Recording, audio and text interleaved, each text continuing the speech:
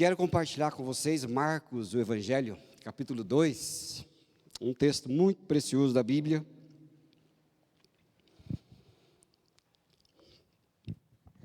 Fala assim, olha. Dias depois, Jesus entrou em Cafarnaum e logo se ouviu dizer que ele estava em casa. Muitos se reuniram ali, a ponto de não haver lugar nem mesmo junto à porta. E Jesus anunciava-lhes a palavra. Trouxeram-lhe então um paralítico, carregado por 4 homens. E não podendo aproximar-se de Jesus por causa da multidão, removeram o telhado no ponto correspondente ao lugar onde Jesus se encontrava. E pela abertura desceram o leito em que o paralítico estava deitado. Vendo-lhe a fé, Jesus disse ao paralítico: Filho, os seus pecados estão perdoados. Presta atenção nessa palavrinha muito importante para você entender por que ele foi perdoado dos pecados e sarou. Porque Jesus disse, vendo-lhes a fé. Vendo-lhes a fé. Alguns escribas estavam sentados ali e pensavam em seu coração: como ele se atreve a falar assim? Isso é blasfêmia. Quem pode perdoar pecados a não ser um que é Deus? E Jesus, percebendo imediatamente em seu espírito que eles assim pensavam, disse-lhes: por que vocês estão pensando essas coisas em seu coração? O que é mais fácil? Dizer ao paralítico, os seus pecados estão perdoados? Ou dizer, levante-se, tome o seu leito e ande? Mas isto é para que vocês saibam que o Filho do Homem tem autoridade sobre a terra para perdoar pecados. E disse ao paralítico, eu digo a você, levante-se, pegue o seu leito e vá para casa. E ele se levantou e no mesmo instante, pegando o leito, retirou-se à vista de todos, a ponto de todos se admirarem e darem glórias a Deus, dizendo, jamais vimos coisas assim.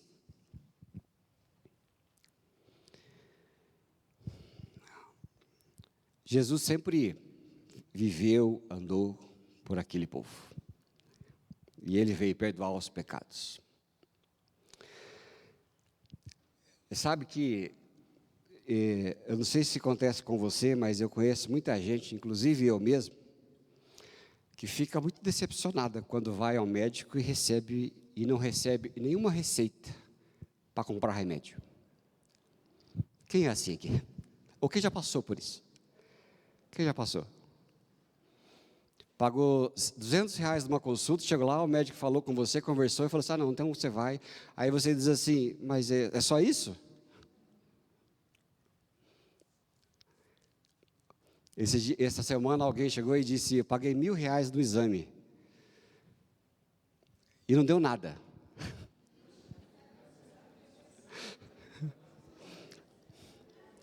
Não é engraçado? Eu falei, se você quisesse que desse alguma coisa, ainda bem que não deu nada, né? Aqui está o Caio aí, a Denise, acho que vocês passam por isso às vezes. Vocês não ficam, às vezes, assim, de não dar nada para o paciente, assim, nem uma receitinha, assim, nem nada? Tem que dar uma coisinha, né? Nem que seja uma aspirina. Receita aspirina, não faz mal para ninguém. Existem os efeitos placebos, né? O efeito placebo são aqueles remédios experimentais que as pessoas fazem os testes por exemplo, quando foi a vacina aí, aconteceu muito disso. E esse efeito placebo, a pessoa metade toma um remédio de verdade e outro metade toma um remédio que não é nada, ou é água ou é farinha. E o efeito placebo, muitas vezes as pesquisas mostram que realmente as pessoas passam a ser curadas com nada. E também tem o efeito contrário chama o nocebo, é emendado, né? Nocebo, emendado. O efeito nocebo é aquele em que as pessoas que tomam remédio passam a sentir os sintomas dos efeitos colaterais dos remédios. Não é incrível? Qual a capacidade do organismo, da mente, em sofrer influência por alguma coisa que a gente faz? O que eles queriam naquele momento, talvez, foram duas coisas. Primeiro, ficaram revoltados com Jesus porque ele perdoou pecados. O segundo é que Jesus não falou, porque um pouco antes, depois que nós começamos a ler, depois disso, o que é depois disso? Depois disso é que Jesus havia curado um leproso. E ali Jesus não falou, você está curado da sua paralisia. Jesus falou assim, levanta e anda, seus pecados estão perdoados. Jesus não deu remédio. Jesus falou para aquele sujeito que os pecados estavam perdoados. E aquela cura no interior daquele homem poderia colocá-lo de pé. Não vou dizer que é placebo, mas vou dizer que Jesus fez uma cura diferente e no interior de uma pessoa e que ele chamou de pecado, né? A cura física talvez seria o que eles gostariam, mas a cura da alma daquele sujeito, do espírito renovado daquele sujeito é que foi diferente. Aquelas pessoas ficaram revoltadas com Jesus, né? Diz assim a Bíblia, no verso 7, que eles disseram assim, como ele se atreve a falar assim? Como ele ousa falar isso? É blasfêmia. Por que eles falaram isso? Eles disseram isso porque para perdoar pecados, não era assim alguém falar que o pecado estava perdoado, mas era para que houvesse um sacrifício exigido pelo pecado. Existia o templo, existiam os sacrifícios necessários para que a purificação do pecado fosse feita, e não poderia ser algo simples como Jesus estava dizendo. Eles então não entenderam, e por não entender, eles disseram, isto é blasfêmia. Lá em Levítico capítulo 4, eu não pedi para colocar aí, mas existem vários sacrifícios feitos por diversos momentos, né? Eram sacrifícios de holocausto, era sacrifício de oferta voluntária, era oferta de comunhão, e eram vários deles, mas o quarto tipo mostrado lá em Levítico 4 e 5 de sacrifício, era o da oferta pelo pecado. Então, o que precisaria acontecer para que alguém perdoasse o pecado? Era aquilo que, uma preparação para o culto. Sempre que o indivíduo lá, ou a comunidade tomavam conhecimento disso, eles tinham que fazer essas instruções bem feitas, que era um sacerdote diante de uma comunidade, ou era para o líder das pessoas e para as pessoas, e ali era oferecida pelo pecado um holocausto, ali era oferecido através de um animal sacrificado, e ali que era o substituto de Jesus Cristo, era o sangue derramado com oferta pelo pecado, e ali mostrava um grande processo de ritual para perdoar os pecados. Ele perdoava ali. E aí Jesus aparece e fala para uma pessoa, perdoados estão os teus pecados. E as pessoas olhavam para Jesus falar aquilo e disseram, como ele faz isso? Como ele pode fazer isso? Com que autoridade? Como se atreve a fazer isto? E ali eles ficaram muito bravos, porque Jesus pulou toda a etapa do templo, toda a etapa do sacrifício, e Jesus estava fazendo isso. E por que Jesus estava fazendo isso? Jesus estava fazendo aquilo porque ele era o próprio Cordeiro oferecido pelo perdão dos pecados.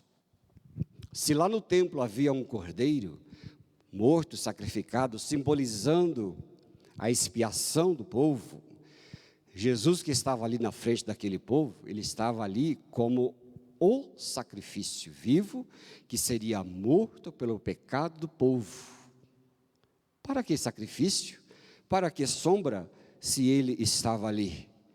E como o sacrifício verdadeiro, o Cordeiro de Deus que tira o pecado do mundo, todas as pessoas que viessem a crer nele, seja ali naquele tempo presente dele, ou sejamos nós hoje, era como se o sacrifício fosse aceito pela fé em crer de que os nossos pecados estão perdoados através do sacrifício dele. Ora, ele estava ali, ele tinha poder para perdoar o pecado, ele tinha poder para libertar, ele tinha poder para curar. Ele era o próprio sacrifício. O povo daquele tempo não entendia, mas ele estava ali mesmo para mostrar. E como é que o povo ia crer? O povo não ia crer mesmo. O povo ia olhar para aquilo e achar um escândalo, mas depois eles viriam a crer no Cordeiro de Deus que tira o pecado do mundo. E ele olha para aquele homem e fala que, para que ele ficasse em pé, ele tinha que ser curado. E perdoados os pecados, muitos pecados, o pecado, ele entrou no mundo para trazer isto mesmo, para trazer sofrimento, para trazer doença, que veio através da nossa inimizade contra Deus, pelo pecado que entrou na vida da humanidade, no ser humano, e ali tudo que não era para acontecer começou a acontecer. Eu vou ler com você aqui Gênesis capítulo 3, versículo 16 e 17. Olha só o que a Bíblia diz ali. Adão e Eva, colocado no jardim para viver na dependência e na vida com Deus, o Pai, onde nada faltava, onde não havia nada que vocês e eu vemos que havia hoje. Eles estavam ali, mas induzidos pela serpente, que mostrou para eles assim: você pode viver sem Deus, por que você vai viver desse jeito? Você pode ser igual a Ele, como a da árvore do conhecimento. Ele disse que você morrerá, mas você não morrerá. E aí eles desobedeceram. E aí a consequência foi, e a mulher disse: multiplicarei sobremodo os sofrimentos da tua gravidez. Em meio de dores darás à luz filhos. O teu desejo será para o teu marido, e ele te governará. E a Adão disse: visto que atendeste à voz da tua mulher, e comeste da árvore que eu te ordenara não comesses, maldita é a terra por tua causa. Em fadigas obterás dela o sustento durante os dias da tua vida. Ali, quando o Senhor colocou a vida da humanidade, a Bíblia ela mostra assim, ela mostra uma representatividade do ser humano, e ali ele chamou de Adão, ali ele chamou Eva. Se você for pensar o nome de Adão, Adam, no hebraico é a humanidade. Eva é vida. E ali a Bíblia mostra através de Adão e Eva que a humanidade preferiu viver independente de Deus, preferiu deixar o cuidado divino para a sua vida, para trilhar o seu próprio caminho, e esse caminho foi mostrado pelo egoísmo do ser humano, e ali aconteceu o que a gente chama de queda, ou pecado. Pecado é aquele estado de rebeldia contra Deus. O pecado é o estado que todo ser humano nasce. Lá no Salmo 51 diz: em pecado me concebeu a minha mãe. Todos os que nascem em pecado, e aquele pecado produz tudo isso que você e eu lemos ali no verso 16 e 17, pela desobediência do ser humano. E aquele homem paralítico estava sofrendo o reflexo do pecado. Agora presta atenção, quando Deus falou ali para Adão e para Eva, Ele não falou para Adão e Eva. Nós estávamos lá em Adão e Eva, por isso nós nascemos em pecado. Nós estávamos ali juntos, naquele representatividade daquele ser humano.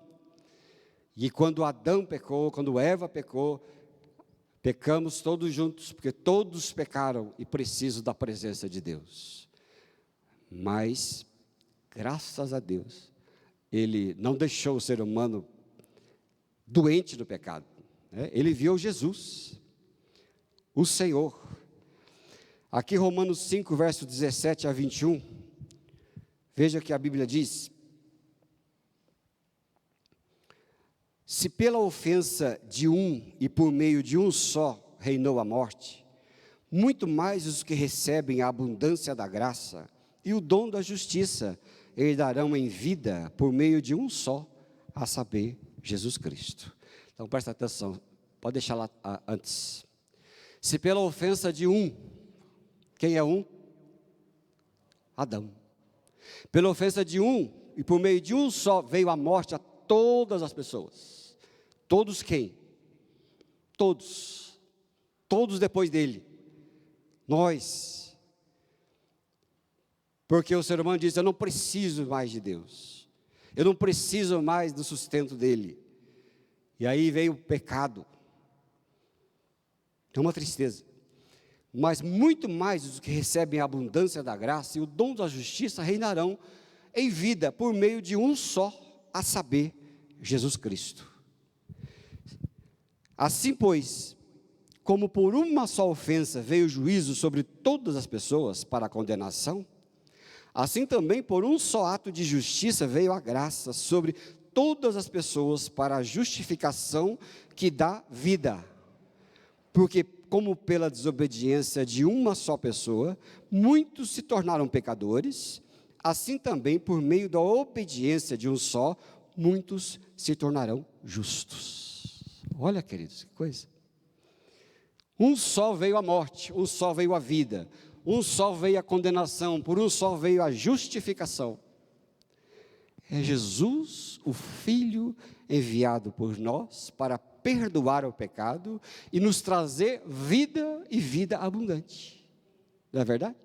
Nós não somos mais escravos do pecado. Nós somos agora livres para a justiça. Verso 20: sobreveio a lei para que avultasse a ofensa, mas onde abundou o pecado, onde o pecado abundou, transbordou em Adão, porque aquilo foi uma terrível para a humanidade, superabundou a graça. Percebe isso? No pecado assim, o pecado abunda, ou enche. Na graça de Deus vindo por Jesus Cristo, superabundou, ou transbordou essa alegria de Cristo. Onde há o pecado, há a justificação. Onde há morte, se transforma em vida. Onde há doença, se transforma em saúde. Onde há desgraça, veio a graça. Onde há condenação, veio a liberdade. É isso que Jesus significa para nós. É essa alegria. Né? E verso 21, a fim de que como o pecado reinou a morte, pela morte, assim também reinasse a graça pela justiça, para a vida eterna, mediante Jesus Cristo, o nosso Senhor. Ele veio curar nossas vidas, perdoar o nosso pecado, tirar condenação de nós para nos dar a vida dele e dar a sua saúde. Que coisa boa esta, né? Coisa boa que Jesus veio fazer por nós, que Jesus veio fazer em nós. Coisa boa é a gente poder crer, porque quando a gente sabe que somos perdoados do pecado, nós podemos ter força para a vida. Onde você sabe que agora não há mais condenação para você e nem para mim, você tem força para levantar, para viver e para progredir e prosseguir na vida com Jesus. Quais são as suas, as minhas prisões? Se você está em prisão, você tem que saber, você tem que se apossar, viver e saber que em Cristo Jesus você tem a liberdade, tem o perdão de Deus, e não mais a condenação. Ele veio nos tirar de nós mesmos.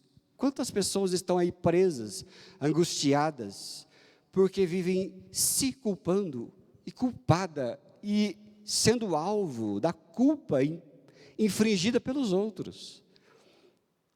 Quantas pessoas não se merecem? Eu conheço tantos crentes que falam assim: pastor, eu não vou orar não, porque eu não mereço. Por que você não merece? Mas eu sou tão pecador, eu faço tanta coisa errada. Que prisão é essa do inferno, não é, queridos? Que prisão é essa que você e eu achamos que nós temos condições, que nós temos condenação dos outros, se nós podemos crer que Jesus Cristo nos perdoou do nosso pecado, nos deu vida juntamente com Ele, para que Deus nos colocasse em pé. E hoje perdoados, hoje reconciliados com Deus, vivendo com Deus, nós não somos mais alvo dos efeitos permanentes do pecado em nossa vida. Nós somos alvo da graça de Deus, capaz de nos colocar em pé. Por isso Jesus falou para aquele, lá no versículo 5, que eu falei para vocês prestarem atenção, vendo-lhes a fé. Porque aquele que crê em Jesus, no poder do seu perdão, e crê que Ele foi o sacrifício de Deus, o Cordeiro de Deus, que tira o pecado do mundo, quem nele crê, não será condenado, mas tem a vida eterna. E quando nós cremos, Jesus fala, perdoados estão os teus pecados, não há mais condenação para os que estão em Cristo Jesus. E sem condenação, e sem a culpa paralisante, nós podemos viver uma vida de perdoados, uma vida boa, uma vida cheia de alegria e de vida, capaz de nos colocar em pé. Você não é mais alvo da condenação sua mesma, porque o nosso pior inimigo somos nós mesmos. O nosso pior inimigo somos nós mesmos.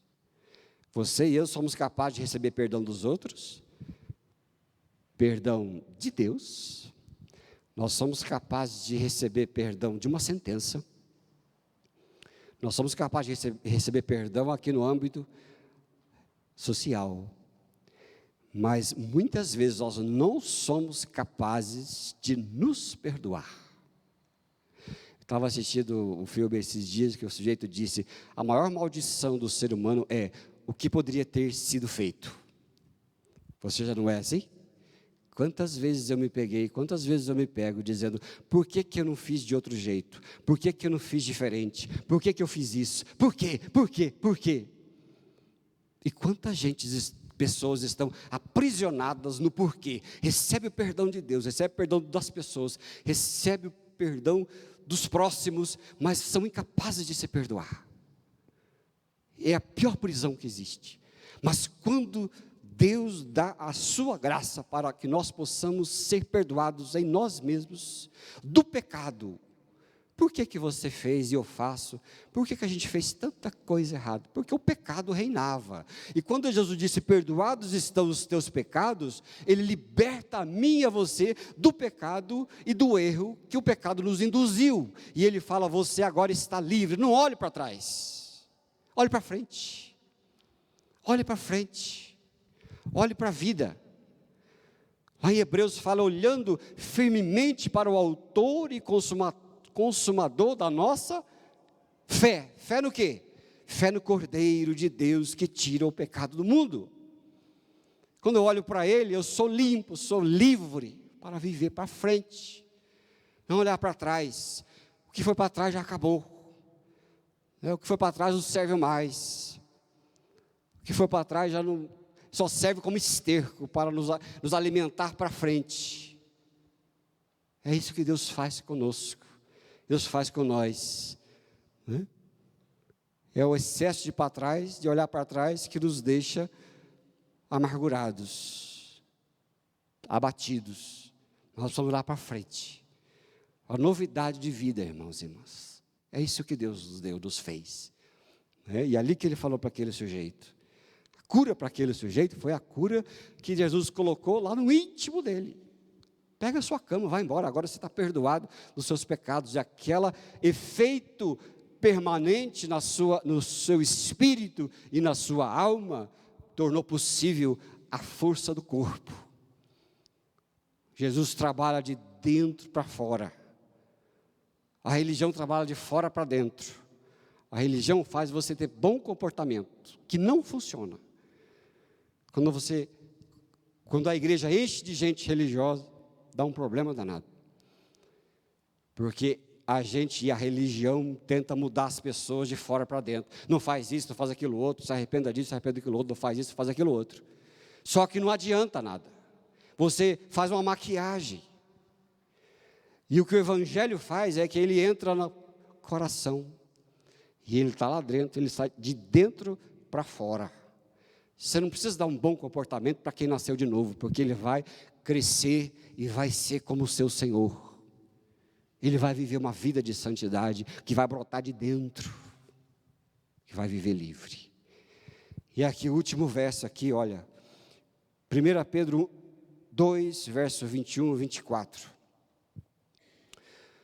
Diz assim a Bíblia: porquanto para isto mesmo foste chamados, pois que também Cristo sofreu em vosso lugar, deixando-vos exemplo para seguir os seus passos, o qual não cometeu pecado e nem dolo algum se achou em sua boca. Pois ele, quando ultrajado, não revidava com ultraje, quando maltratado, não fazia ameaças, mas entregava-se àquele que julga retamente, carregando ele mesmo em seu corpo sobre o madeiro os nossos pecados, para que nós, mortos para os pecados, vivamos para a justiça. Por suas chagas, suas feridas, vocês foram sarados. Sarados. Nós somos sarados, irmãos. Sarados de dentro. A pior doença não é a doença exterior, é a doença que vem de dentro, é o pecado de dentro de nós.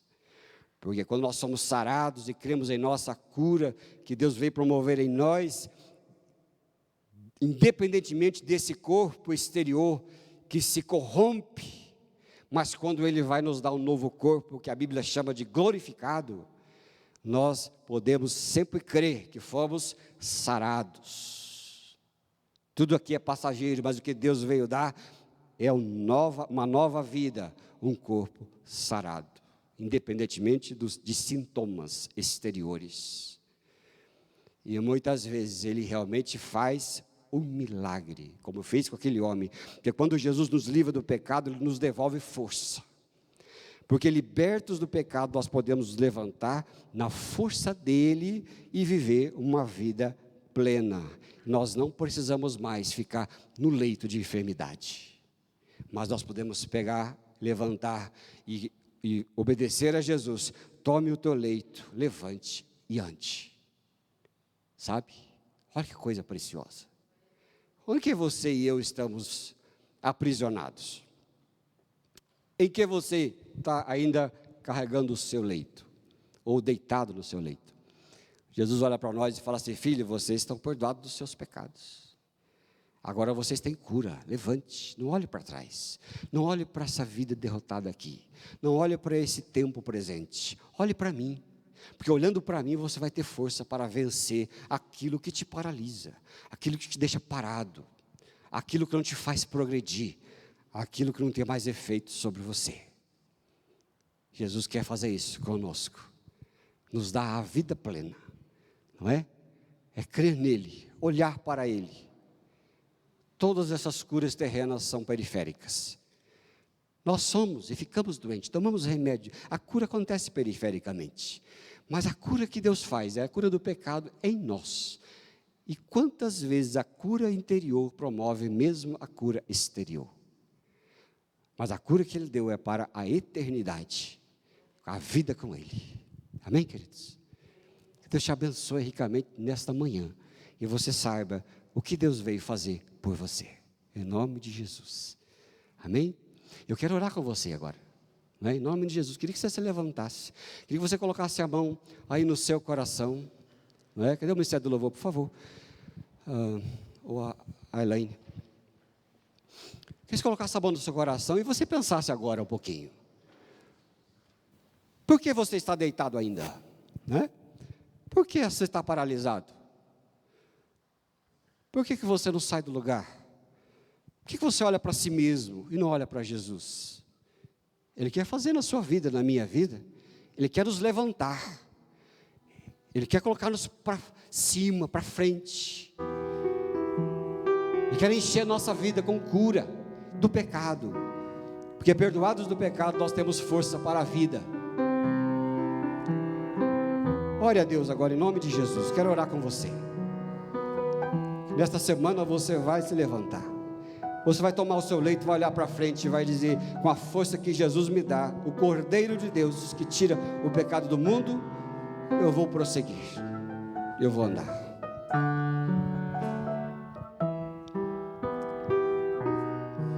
Pai, em nome de Jesus, Pai, nesta manhã, na Tua presença, coloco a vida dos meus irmãos e irmãs, a vida das pessoas que ouvem esta palavra, para que o Senhor venha com a Tua mão, com o Teu Espírito, nos dá mesmo a convicção da Tua cura, da Tua vida, pelas Suas chagas, pelas Tuas feridas, fomos sarados, fomos abençoados com paz, abençoados com vida, e em nome de Jesus, Pai, agora, os Teus filhos e filhas, que precisam levantar, como o Senhor disse àquele paralítico, toma o teu leito, levanta e anda, em nome de Jesus, queremos tomar nosso leito, levantar e andar, há mais vida e esperança no Senhor, que nas circunstâncias, e a Tua vida é saradora, curadora, eu agora oro, Pai, para aqueles que têm fé,